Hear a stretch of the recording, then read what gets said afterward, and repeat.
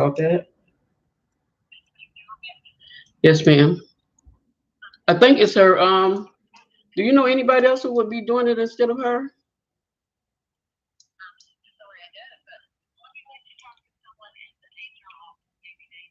Yes, ma'am.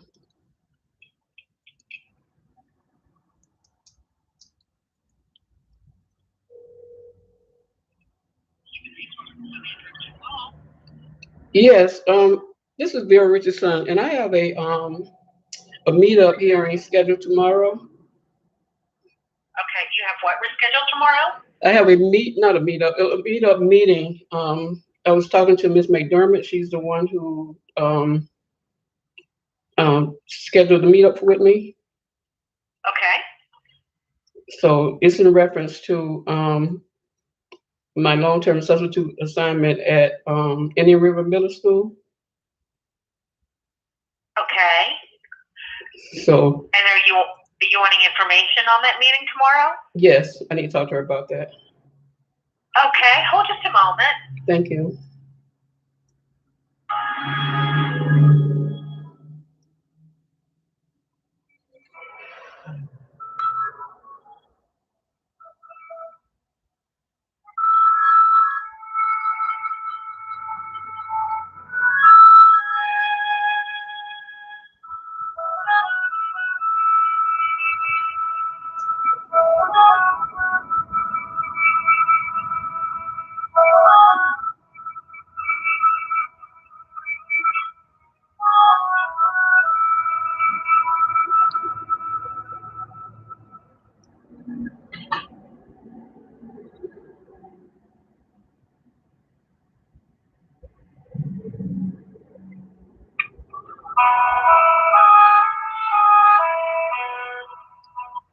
Ma'am? Yes, ma'am. She is working remotely, so let me give you a number for her.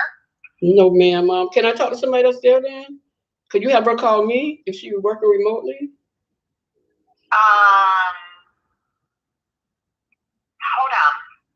Okay.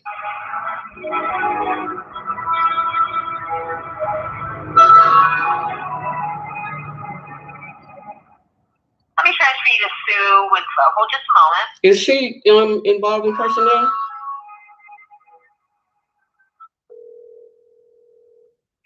Good afternoon. This is Sue. How can I help you? I don't know. The person who transferred me to you, can you get her back on the line and she can tell you what I'm calling about? Because I don't know why she transferred me to you. What's your step? What's your title there? I'm Suzanne McDermott's secretary. Oh, And I okay. understand you have a meeting or something with her? Yes, I'm scheduled for tomorrow, a meetup meeting. And I'm just trying to get clarification so I can prepare for that meeting. Initially, she told me that. I'm assuming is it a virtual meeting or are you meeting? It's a virtual meeting. Initially, she told me that she was ending my long-term assignment because of a discussion I had with the students that was recorded while I was long-term substituting at Inner River. And then she wrote me like 2 weeks later and said that that it was about job performance. So I don't know what the meeting is going to be tomorrow. So I need to be able to prepare. First of all, Okay. I mean, I don't understand. Well, we have a number where if you give her a call, then she can speak to you, or if you'd rather send her an email. Why don't you have her call me? Since this is urgent. I mean, this is like I haven't had a hearing or an assignment since it's for 2 months. Let me get your information from you, and then I will get it to her. Okay. All right. What is your phone number? My phone number. She has my phone number. Okay. If she's working from remotely, doesn't she have all her stuff that she needs? So she would have the information. Yes, that's why we were giving you a phone number that you could get in touch with her. No, but she may not answer the phone.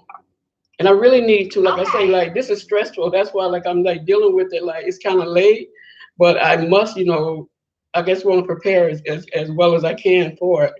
Right. So can you just call her and tell her to call me? She has my number. Okay, what is your name? Vera, Vera. The last name is Richardson. Okay. And tell her my main concern, I'm just trying to figure out which one is she dealing with is she dealing with the one where she said that um, the conversation was inappropriate, and that's why they was in there. They was going to investigate, and then she postponed it to after the winter break. Or she dealing with after she sent out like 2 weeks later? She sent me out sometime. I was let go because of job performance. So I just need to know like what. Or the discussion with the students. Right. With the video that audio that she said that she said a student gave it to her, but I found anyway. She said a student gave her audio of a conversation I had with them on the 29th of anyway, yeah, that's enough. She'll know what it is.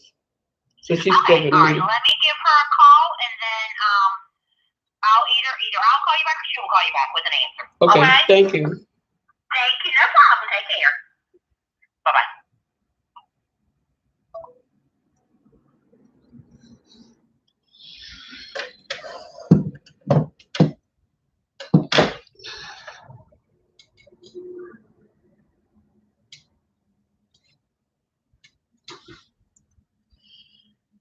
This is like what I forgot to even mention the provisional license. Also wanted to discuss that because I applied for a provisional license during a July 12th, 2023 job fair.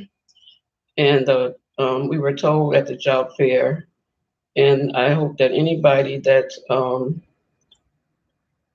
it had to be like 10 or 12 Chesapeake City School District employees working that job fair. Anybody was at that job fair July 12th, you know that a provisional license was offered, and we were told at the job fair that anyone applying for a provisional license, if we passed the background check, that we would automatically get the provisional license to teach if you had a college degree. And I did. Additionally, I applied for a substitute teacher just as a backup plan, and was not given process for the provisional license at all. And still trying to get it. But then I tried to make the best of it, the situation like most African Americans have to. I kept looking for long-term assignments because if you had a college degree with a long-term substitute assignment, you would be paid $25 an hour. So I found one, and I found it the same day it was posted. It was for a 3-month assignment. A male teacher was going out on maternity leave for 3 months, returning after the Christmas break ended. And from day one, Indian River Middle School sabotaged that opportunity. They sabotaged it by not giving me a laptop device. And I had actually came in like a day early from the start of the assignment. I came in on the 19th of September because I wanted to meet the teacher and meet the students. I can be prepared for the class. And at that meeting, the teacher told me, and I took notes, that you had to have the job was going to require that I had grade 3 assignments, have 3 graded assignments per week. And I even have a video where the day 7, I had been on the job for 7 days, and I still didn't have a laptop assigned to me. And so, and he had left printed assignments for 5 days. And I didn't have a laptop. And I didn't get a laptop, I say between 15 and 17 calendar days. I was not given a laptop. Okay, I gotta wait for her. Hopefully she'll call back. I doubt if she does, though. It would be the way that they've been operating all this time. And they even put in writing that initially that a provisional license was not even offered. A teacher's license was not even offered during that job fair. But when I finally got everything, and they were trying to not even give me the substitute position, but just like I'm doing this, I had to do extra measures to actually finally get on the substitute list. And when I got that um, job, they sent me an email saying that now that you've been hired for a substitute position, we want you to remove your name from the teachers list at the district. This is the call now.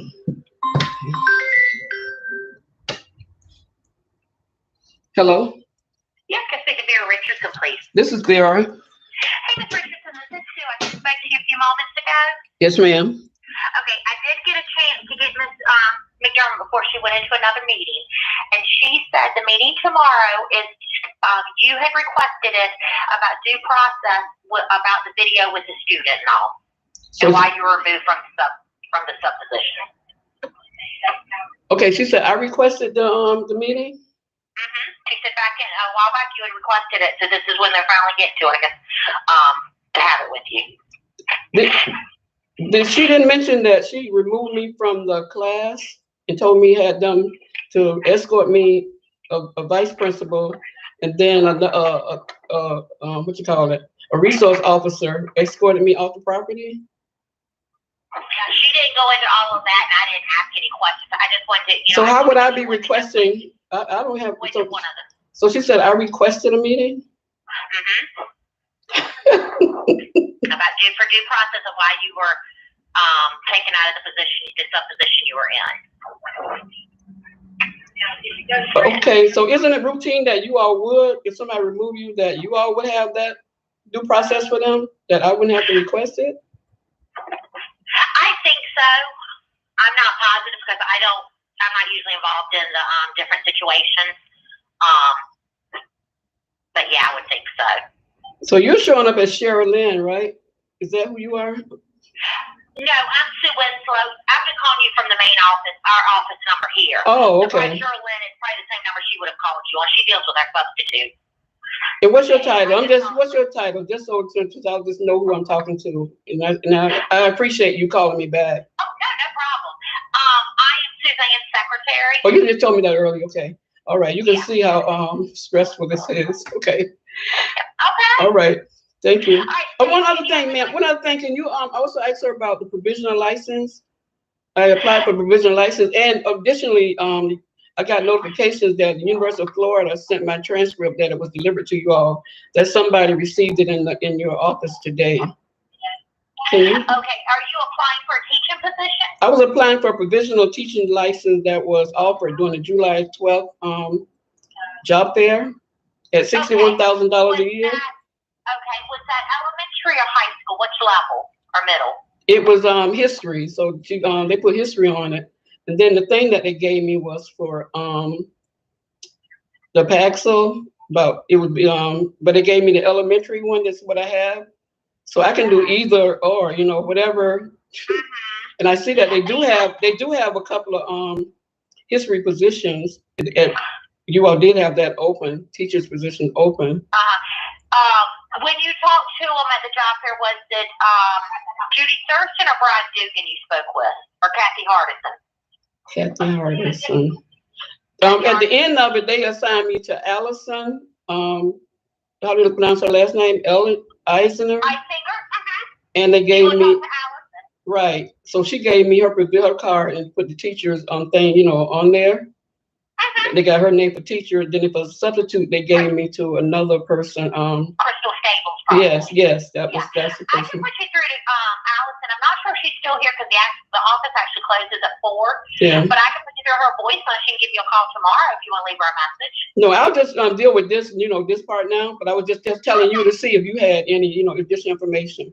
Do you know anybody that attended that meeting? Because they would know definitely that provisional license were offered at that meeting. And there was a lot of your staff people there. Yeah, one, because she's the one that handles teachers, so she would have talked to you, or either it would have been her. Right. Kathy Hardison is our licensure specialist. Right. What's the name? Talked to me. Allison talked to me after the meeting. They told me they sent me to her. You know, after the job fair, and that's when she gave me her card and all of that. Yeah. But the last person you just mentioned, is she there? The licensing specialist, is she there? Can I try and talk with her? I can put you through to her office. I'm not sure she's down the hallway, so I'm not sure she's there, but I can put you through to her. What's her name? Kathy Hardison. Okay, thank you. No problem. Hold on 1 second. All right, have a good day. I appreciate it. You do the same. No problem. Take care.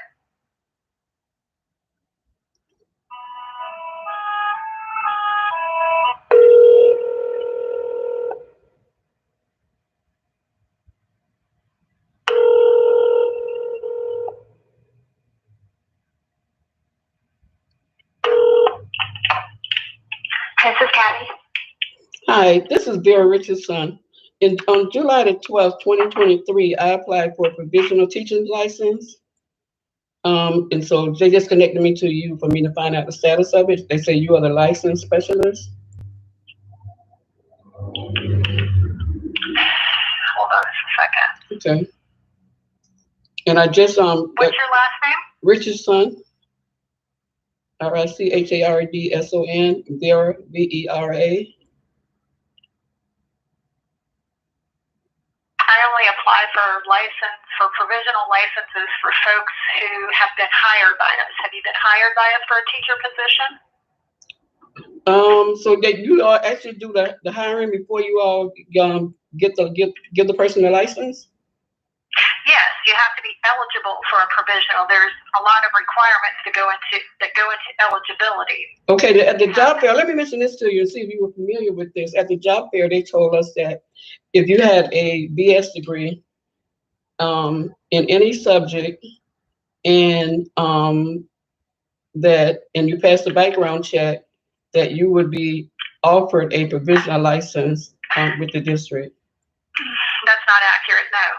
And I remember you coming in here before and I talked to you up front and tried to explain that to you, but you didn't seem to understand. Okay, so how does it go? How does it go then? Because I definitely don't understand, because that was what said at the where you say you were at the job fair yourself? No, I was not at the job fair. Oh, okay. I was saying if you were, you would have heard them saying that over and over again, you know? So, okay, go ahead though. So what is tell me how it works then. What do I need to do? You need to just apply for a position and go through the application process.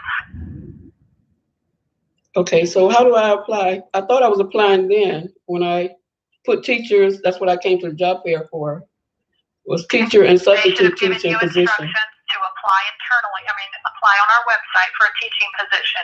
Did you do that? No one told me to do that. Well, that's what you need to do. You need to apply whatever position you're looking for. Mm-hmm. Apply, or if there are more than one position, apply to each position. Mm-hmm. Going on our website, you upload your transcripts, unofficial copies. You upload any testing that you've done, any required training certificates that DOE requires. But they have all kinds of outlines and requirements in the job description. You upload what it says. The HR clerks who process them will go over what you've put into your application and let you know if you're missing anything. And then you kind of take it from there. I don't do that side of the applications. I only work with folks after they're hired. Okay, so let me understand this. So you're saying that even though they said that you were, wait a minute, can you send me this in writing anywhere so I can have it like to refer to it? Because you gave me. Because I wasn't there, I don't know what was said. But no, I'm saying about the stuff you just told me how to get a provisional license. You just told me how to get one. So isn't that in writing somewhere? No. You go to Department of Education's website and look at the regulations. But that's getting a regular license. That's not a provisional. Does it say provisional license on their website too?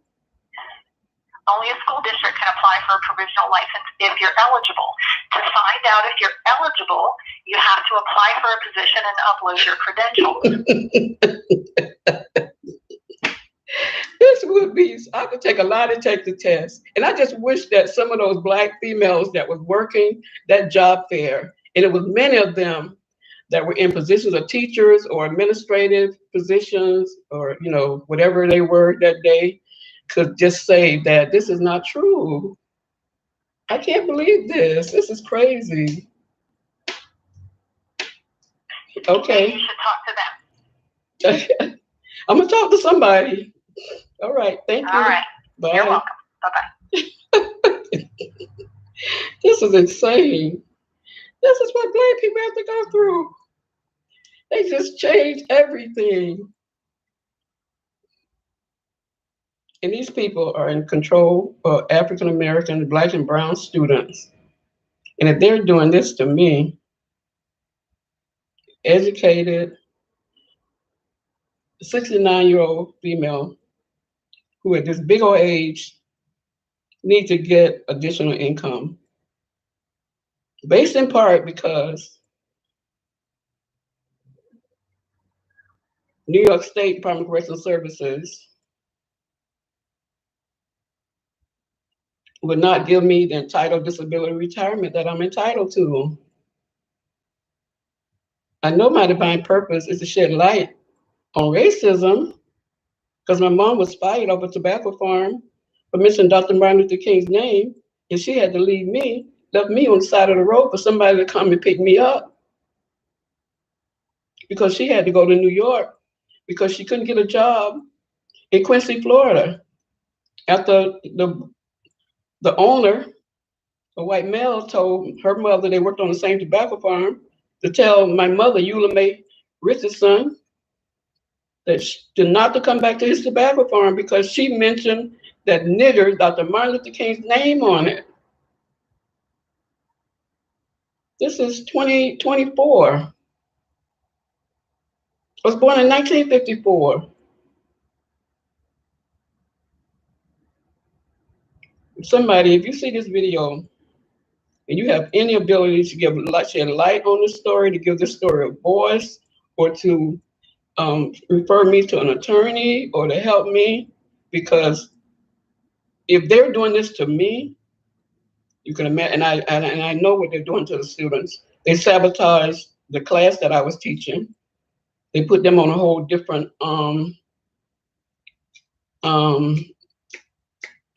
instead of, like, everything is done online now. They took them off of the program that they were using for science and put them back into a app that they no longer use. But the other two science teachers in their classes in 7th grade was using that one. Then assignment experiment that they gave me, they sabotaged that. They continue to sabotaging by sabotaging that experiment. And that was the day that I knew that there was nothing else I could do, because they had laid the dice to get rid of me. So I shared with my students the fact that I had applied for a provisional license. It wasn't offered. I told them about the part that I just shared with her, that they told me to remove my name from the teacher's license thing, and I didn't remove it. My name is still up there for a teacher license, the last time I checked, because I didn't remove my name from it. I also told them about what else did it's about the teacher, Mr. Vogler, who I was substituting for. He was on the device, and finally, when they did give me a device, they gave me a device that had been sitting on his desk the whole time, his device. The IT person told me that I could not change the password, a black female. And then I noticed when I was on the device, I finally checked the history, and I could see where he had been on the device. The whole time I was on the device, I was grading Unit 2 tests, put the grades in, and then look, the grades wouldn't be there. Then what I decided to do was to each class that I put the grades in, I checked it off, and it was obvious that somebody was, as I was putting them in, they were taking them out. This happened in America, and one of the supposed to be, I would think that one of Chesapeake, I think is one of the as far as economics, one of a good economic city in the state of Virginia. So if this is happening here, imagine what's going on to depress the vote in 2024, to make African Americans and minorities think that voting doesn't count. But they're using our kids, and more worse than that, they're grooming them. What I can see from my former position as a correctional officer, they're grooming our kids to be inmates. They can't talk in the lunchroom. They march back and forth from the lunchroom to the cafeteria. First, I thought it was for safety reasons, but I'm like, okay, this is what I did with inmates. They couldn't talk, you know, in the mess hall or whatever. They had to line up. They couldn't talk while they're going, et cetera, et cetera. And then for them to be sabotaging their education to get rid of somebody. And then they put, at one time, it was 3. They told them they under the disguise of they were sending people to help me with the class. They sent in, I had 3 different people at different times in the classroom. And those people, the vice principal would meet with them outside the door privately. And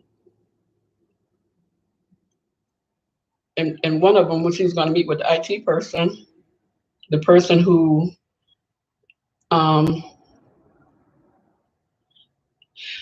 anyway, she's going to meet with the IT person. And when I told the IT person, since she's helping me, she's in my classroom, I would like to meet with you too when you're meeting with her. She got the IT person to put her down on the in the system as teacher. And the person did in front of me. She said she wanted to be able to see the lessons.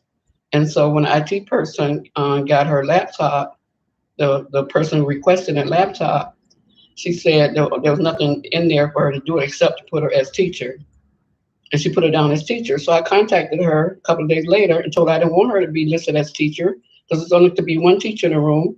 And I didn't want her to have this ability to sabotage me. I didn't say that, but that's what I meant. And I told her, like, since she wants to meet with you, I would like to be at that meeting. She met with her without me. And this person, and I'm going to just end it now, but she played a major role in doing things. And of course, one of the jobs that I had in corrections after I got my degree was supervisor of inmate grievance program. And in that position, I was to make sure that the facility was in compliance with state, local, and federal correction law. So, thank you, Jesus. That prepared me for this. Even my discrimination and correction prepared me for this because I know it exists. So I tried to combat it. I wasn't looking for another fight. I was looking to make the $61,000 that a provisional license offered. And since I didn't get that, like I said, the backup plan was a substitute. And so if I could get $25 an hour on long-term sub jobs, I applied for that. And I was doing regular sub jobs at $15 an hour. I think I was getting 15 until I found the $25 one, and yeah, it was 15. And then they took that from me. And now they're going to, I don't know what's going to happen at the meeting. Because she, like I said, and I put proof up online that the meeting first, she said it was going to be what now, I guess she's confirming, her staff just confirmed that is what it's going to be. But before that, maybe about a week or 2 weeks, she sent me an email saying schedule a hearing, a due process hearing for me for job performance issues. Thanks. Again, pray for me. And if you're an attorney or lawyer or organization or even my sorority, please, if you could help me out, it would be greatly appreciated. And if you're a news organization, just follow up on the story. Cover this story. And if you're my senators in Congress, Kane, and I still can't remember the other senator, but I remember Kane because I volunteered for 30 days when he was first running. I was volunteer for President Obama's second term in 2012, and Kane was on the ballot. And they both won. Thank you, Jesus. All right, that's it. That's all. Thanks.